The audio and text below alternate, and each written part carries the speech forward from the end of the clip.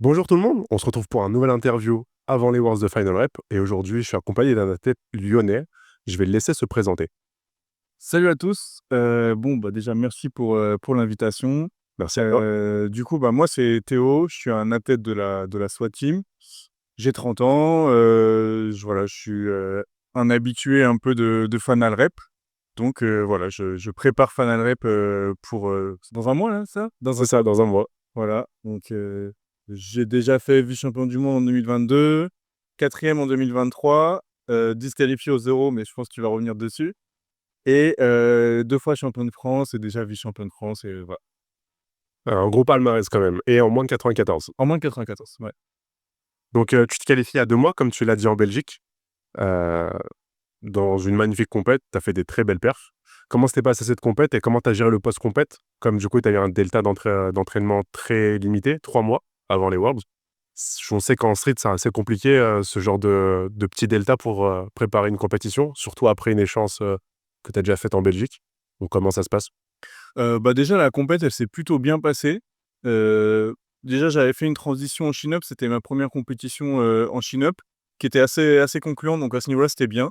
Sur le MU, j'avais encore, pas mal de retenue vis-à-vis de la bulle des Europes, donc pas mal d'appréhension. Donc je suis pas allé pousser trop le muscle up, j'avais besoin vraiment de me remettre en confiance sur les standards et cetera, parce que j'ai du mal avec les standards, même à l'entraînement. Dips, ça s'était bien passé, j'étais bien revenu, j'avais pas mal de mois de préparation de douleur avant ça, et au showdown, ça s'était un peu débloqué 2 mois avant. Sauf qu'il y avait eu le showdown pas longtemps avant, donc j'ai un peu enchaîné les 2. Et au final, dips, ça s'est très bien passé. Donc là, je venais tout pile, en gros, de revenir à mon meilleur niveau en dips. Et squat, c'était un peu compliqué, j'étais en période, un peu difficile. Showdown, j'avais pas squat depuis très longtemps. Là, j'avais commencé à reprendre un peu les squats, mais pas très lourd. Et ça s'est plutôt bien passé, donc pas de PR comp. Mais disons que voilà. L'après-compète, j'étais en gros, je revenais juste à mon meilleur niveau. Donc ça s'est plutôt bien passé. Un peu de fatigue des compétitions, hein, normal, mais disons que je suis revenu à peu près ouais, sur mon meilleur niveau partout après la Belgique. Donc ce qui fait que la prépa qui a suivi était plutôt pas mal. Ok, bah, justement, tu es un habitué des échéances internationales, comme tu l'as dit, vice-champion du monde en 2022, quatrième en 2023. Malheureusement, tu as bullé en 2024, mais on va y revenir. Donc, comment tu abordes cette édition? Est-ce que tu as changé quelque chose à ta prépa ou comme tu as l'habitude des échéances internationales, c'est un peu la routine? Non, c'est pas la routine, chaque prépa est différente. Après, je suis quand même, ça reste quand même, j'ai toujours un peu le muscle up en tête de l'année dernière, donc je sais que ça, je le travaille en entraînement. J'ai beaucoup de mal à l'entraînement, je suis pas non plus encore très au standard. En général, en compétition, j'arrive à débloquer un petit peu ça et être plus au standard, mais j'ai quand même pas mal d'appréhension dessus. Donc je pense, on va faire comme la Belgique, ça va ouvrir assez bas.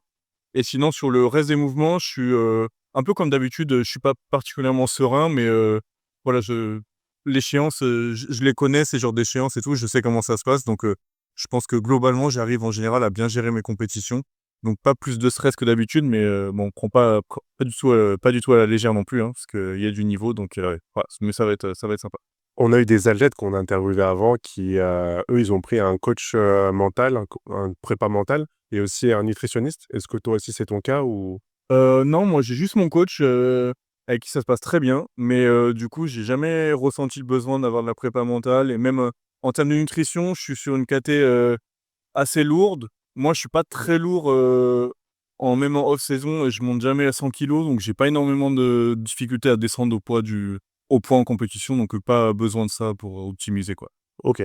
On va juste revenir un peu sur, sur, les émus. Enfin, il y a beaucoup de monde qui tombe à merci Aubin.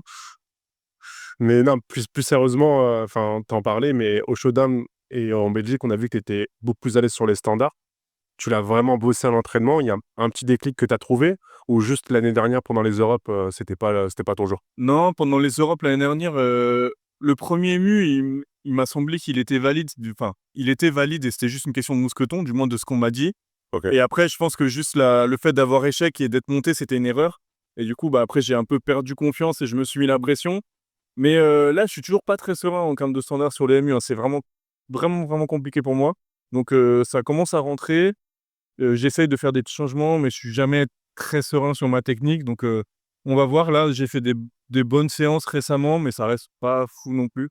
Mais du coup, j'ai toujours cette appréhension. Le MU, ça reste un petit peu dans un coin de ma tête, quoi. OK. tu retrouves une très grosse catégorie, peut-être la plus grosse cette année aux Worlds, les moins de 94. Il y a justement l'Italien Javier, qui possède le plus gros RAS chez les hommes, toutes catégories confondues.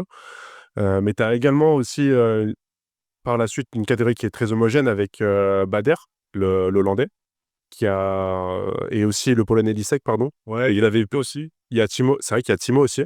Vous avez juste 5 kilos d'écart sur vos totals sur le papier. On sait que sur le papier, le jour de la compète, c'est différent. Mais sur le papier, vous avez à peine 5 kilos d'écart. Donc, comment tu penses que ça va se passer le jour J?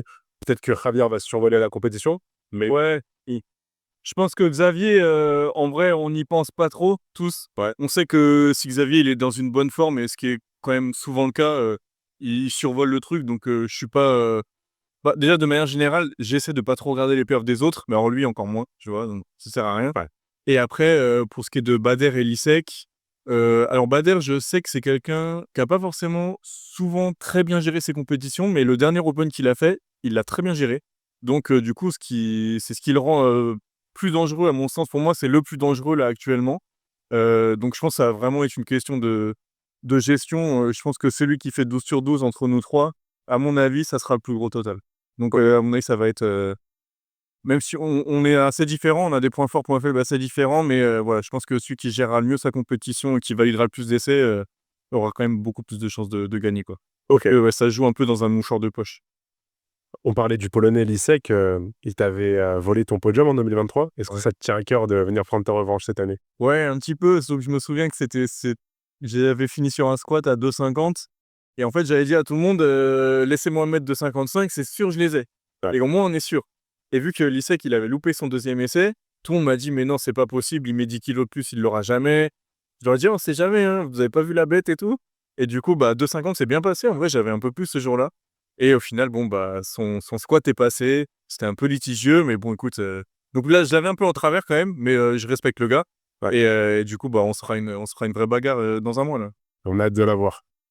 Et bah, on va peut-être revenir un petit peu sur toi. On t'a vu un petit peu sur les réseaux. Tu nous as sorti une très grosse série au dips, un top 7 3 fois 165 équipé. Ouais. Mais juste avant, pendant les Open de Belgique, une belle barre à 180 dips sans équipement qui est passée assez facilement, si je peux me permettre. Tout est relatif, mais on va dire qu'il y avait un peu de marge, ouais. Il y avait un peu de marge. Peut-être, ouais. J'aime pas trop m'avancer. En tout cas, sur la vidéo, il y avait un petit peu Ouais, de ouais, marge. ouais. Et bah, justement, comment tu te sens aujourd'hui sur tes perfs? Tu as dit que tu te sentais bien, mais peut-être sur les dips, tu as quelque chose dans le viseur et surtout, est-ce que le jour des Worlds, tu vas t'équiper? Du coup, je vais m'équiper. À mon grand regret, je vais m'équiper. Là, j'ai commencé sur ce bloc-là, donc ça fait 3 séances, dips que je fais. Mais je me sens plutôt bien, j'ai pas eu de phase de down en dips. Comme je disais, après le showdown et la Belgique, je revenais un peu de blessure et là, j'ai vraiment réussi à maintenir, mon niveau et même progresser un peu. Même en row, hein, j'ai sorti des PR en row et après, bah, coup d'hier, ça m'a un peu changé ma mécanique, par exemple, on va pas se mentir, sur mon 3 fois 165, je suis pas rep au niveau des hanches. Mais voilà, ça c'est ouais, la mécanique a un peu changé, du coup, il faut que je m'adapte. Mais je pense que ça va pas prendre trop de temps. À mon avis, en quelques séances, ce sera bon et je serai au standard, pour les mondes et puis après, bon, pour ce qui est de la charge, on verra, C'est la surprise. ouais, j'ai des petits trucs en tête, mais je veux pas trop m'avancer vu que c'est ma première compète avec les coups d'hier, mais je me sens quand même relativement fort. Du coup, déjà PR, c'est sûr et pour donner une grosse fourchette entre 187 et 192, peut-être OK. 195, mais ça m'étonnerait que c'est une barre que je vais mettre, le jour J. C'est trop risqué. OK. Et ben, on parle de la poussée, mais on parle pas assez du tirage, on t'a pas vu sur les réseaux. Est-ce que tu nous réserves une petite surprise ou Non, on m'a rarement vu de manière générale sur le tirage. Non, pas de surprise, particulière, ça se passe bien, la prépa se passe bien. Après, c'est compliqué de venir gratter des kilos. J'ai encore des petites douleurs, moi, comme tout le monde, hein, en vrai. J'espère quand même arriver à mon meilleur niveau sur le tirage. Mais bon, quand je dis meilleur niveau, c'est si je gratte 1 kilo, c'est bien, quoi. Donc je sais pas trop. Et moi, à l'entraînement, je suis rarement fou sur le tirage et en général, je réagis bien quand même en compétition, donc j'ai beaucoup de mal à estimer, ce que je peux sortir à la compétition par rapport au training. Très souvent, j'ai un gros différentiel, donc j'espère que ce sera encore le cas, pour Final Rep, quoi. OK. Tu l'as mentionné au début, mais tu fais partie de la SWAT. Ouais. C'est l'une, si ce n'est la meilleure équipe de street lifting, en France. On en avait parlé à Cobra aussi, mais c'est peut-être aussi la seule équipe de street lifting en France sous leur format, avec des sponsors et un accompagnement athlète, de ce niveau-là. Ouais, vu ce qu'ils proposent, oui, ouais. Ça te fait quoi de bah, de les représenter à l'international et surtout, qu'est-ce que ça t'apporte au quotidien, dans la vie de tous les jours, d'être accompagné par la SWAT? Bah, moi, déjà, ce que ça m'apporte, en vrai, c'est quand même un honneur, qui m'ait fait confiance au début. Je connaissais la SWAT avant d'être dans la SWAT et j'avais déjà pensé, j'en parlais avec Alix notamment, il y a des années, hein, mais que ça serait incroyable d'être dans la SWAT et tout et du coup, quand c'est arrivé, c'était vraiment un petit rêve qui se réalisait et du coup, j'essaie de leur rendre, du mieux possible. Puis ils font beaucoup de choses pour nous, on a un super encadrement pendant les compétitions. On s'appelle, régulièrement aussi pour parler un peu de pas forcément que de sport d'ailleurs, hein, de ce qui va pas dans la vie perso, professionnelle et tout donc c'est un vrai soutien quand même je trouve en tant qu'athlète d'avoir ça. Donc je suis vraiment content d'être dans cette team et voilà, je vais essayer de leur rendre au maximum puisque les 2 dernières années, j'ai pas rendu à la hauteur de ce que j'aurais dû, voilà. Mais bon, j'espère que cette année on va pouvoir porter les couleurs de la SWAT et les amener, le plus haut possible.